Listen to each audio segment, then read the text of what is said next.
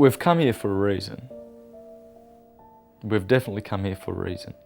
And the occultists teach that whatever lessons we've learnt and whatever wisdom and understanding that we've acquired from these incarnations on this solar system go back with us.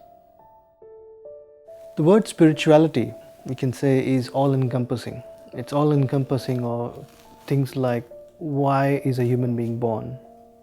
What happens during this? What is the purpose of our birth? What happens after we die? Where do we go after death? All these concepts are actually related to spirituality. Spirituality is all engulfing. So when we say I'm doing some kind of spiritual practice or following spirituality, what it means is I'm actually finding out who I am. What am I? Who am I? Where did I come from? What am I doing here on this earth? And where will I go? You're actually demystifying these concepts yourself by realizing who you are.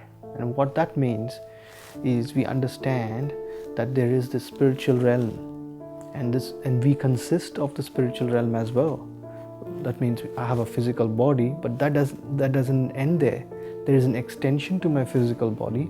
There is a subtle body, which is the subtle mind, the subtle intellect, the subtle ego, and then I have the chakras within me, which is the Kundalini chakra, which is a support mechanism which supports my body. So this is all the part of my spiritual being. How can I discount that aspect? So that understanding this entire subject is spirituality in general. And then you also understand that there is the soul within us, and the property of the soul is absolute truth, absolute consciousness, and absolute bliss. When you actually experience that, when you experience the absolute bliss within us, that's when you're actually experiencing the property of the soul within us. So when I actually have to summarize this entire aspect, the soul has no identity as such. I'm naming myself as Vamsi, but the soul has no identity. It has taken birth again and again and again. The only difference is the various layers on the soul, and the various layers, you can say fictitious layers which we have formed, are illusionary layers which will go away after this birth. And this illusion dies, and the next illusion starts when you take birth again. So with spiritual practice, what generally happens is you tend to purify the mind. It's called dissolution of the mind. You tend to dissolve the intellect so that you get experiences of the soul constantly within us. When we go to a theme park, there are many, many rides. And if you do get to go on a ride and you enjoy it, you can end the ride and come back on it again. Have you been to a theme park where you've gone on a ride till you were sick of it and didn't go on it again? So most people are really happy with the earth as a theme park, and they're enjoying themselves any which way they can. The end result is, it's an illusion. In my opinion, is that each individual has the chance to wake up out of their ignorance for themselves, to actually understand I'm an eternal living entity currently in a temporary body. We certainly need to do things to improve our lot and improve our situation. We can look after our body, and so that's diet. Diet needs to be improved always. The raw foods are the ones that will benefit the human constitution more than processed foods. We need to eliminate processed foods as much as possible. And also the great philosophers advocated a vegetarian diet. Pythagoras, Socrates, Empedocles, Plutarch, Porphyry. a lot of these great men, Da Vinci, Einstein, Edison, I can name thousands of geniuses and great men, were all vegetarian. Because the vegetarian lifestyle enables one to ascend. So that's one thing that needs to be looked at, the diet, and exercise and yoga and good physical maintenance. But that's just the body. But a healthy body helps to have a healthy spirit and emotional and mental life as well. But for the mind, meditation. For the spirit, knowledge and understanding. The more people meditate, the more they wake up and they become aware of the reality of what's going on around them. Not what they're told to believe and not what they're told is going on around them. Because some of these things that we're told that's accepted by governments and stuff sound more like a conspiracy theories than the conspiracy theories themselves. They're so off the planet in their rationale. And people aren't just going to sit there dumb accepting this, being fed this BS. If your eyes are awake and you can see the reality of something else, and someone else is trying to tell you that that's different, all you can do is laugh at them. It's just ridiculous. December 21st, 2012 refers to, or what the Mayans refer to as the end of time, not the end of the world. And so what is the end of time? The merging of cause and effect, right? So there won't be any separation between cause and effect. That implies that there is no time. And obviously, if there's no difference between cause and effect, then we have to be very careful with our causes, because we'll feel that effect instantaneously.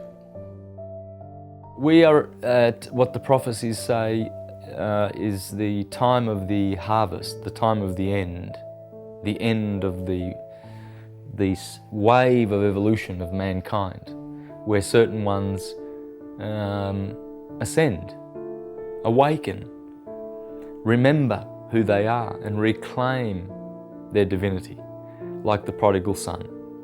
You see, all of us have come to this place, and the ancient ones said that the soul in its transmigration came to this place and first inhabited the dense consciousness of the mineral kingdom, and then through radiation acquired the consciousness of the organic vegetable kingdom, and then came through the various animals, the animal kingdom, and now finally we have reached the man, the human. And the Jews have an expression: from the mineral to the plant, from the plant to the animal, from the animal to the man, from the man to the Jew, and from the Jew to the angel to the God. So in other words, what does it really mean in this sense to be Jew? Well, it's not to be a racial Jew. There's no such thing as the race of the Jews. It's a spiritual caste. And it means the awakened one, the chosen one, because there are three types of people: captives, called, and chosen.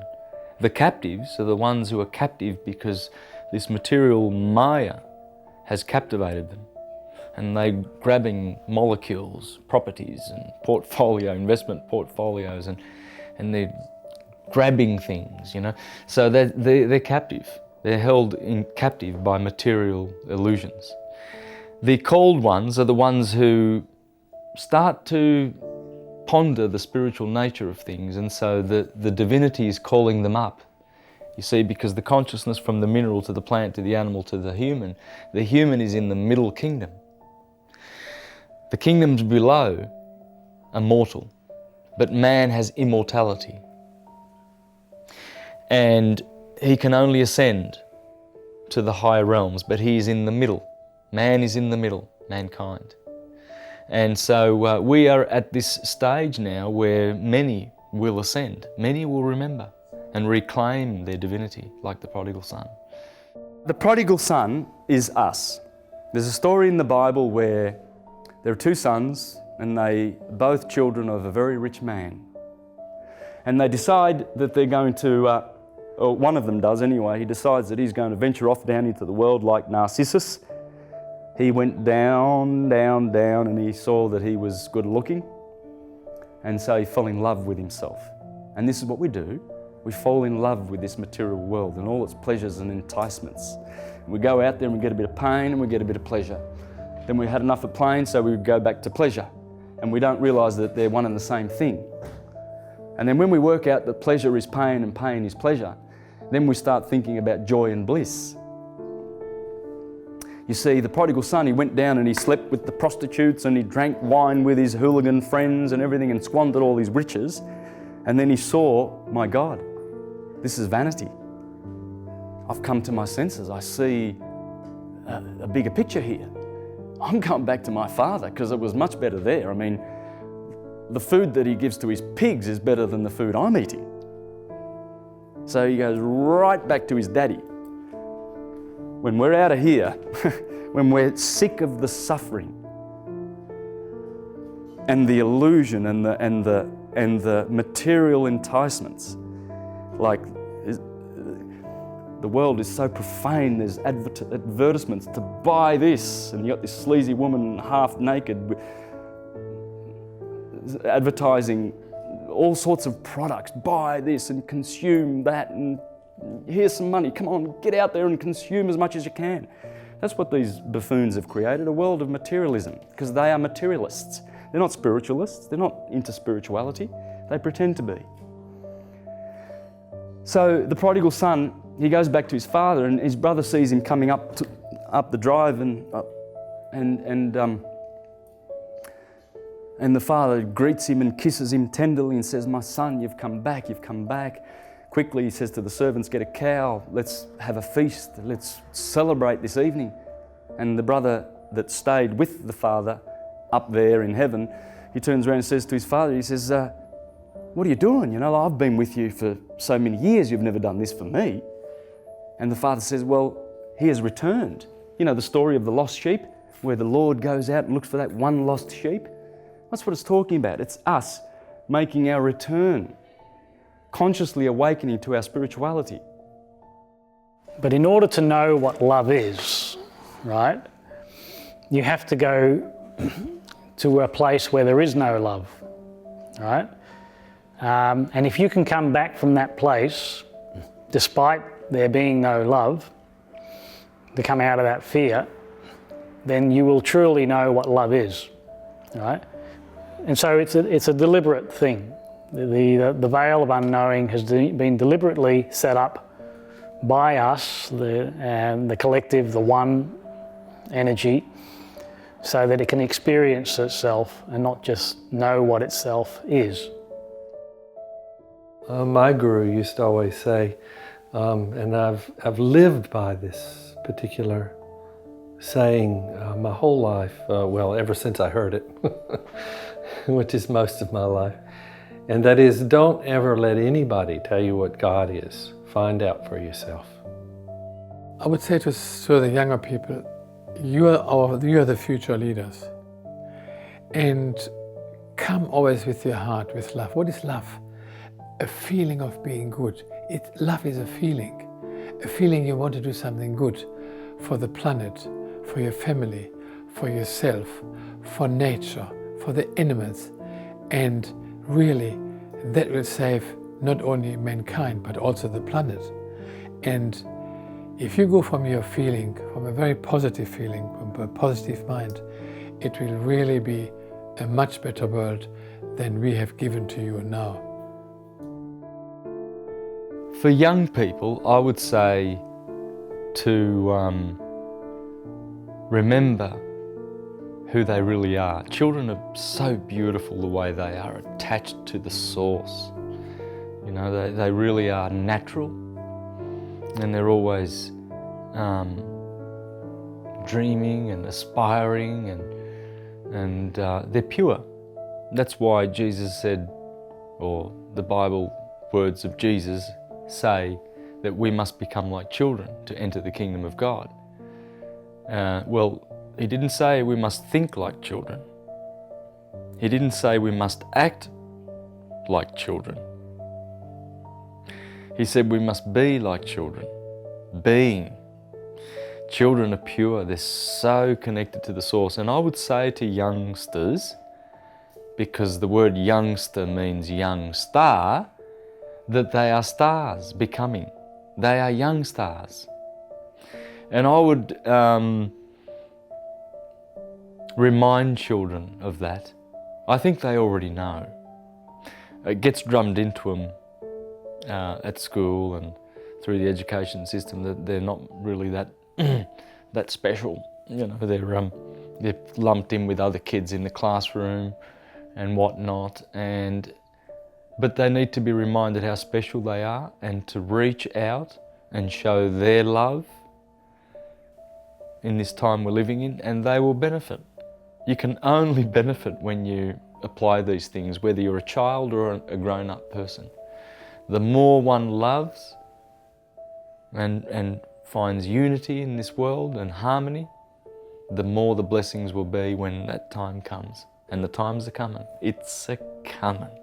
The beautiful rewards for all those who are poised to receive them, they're coming.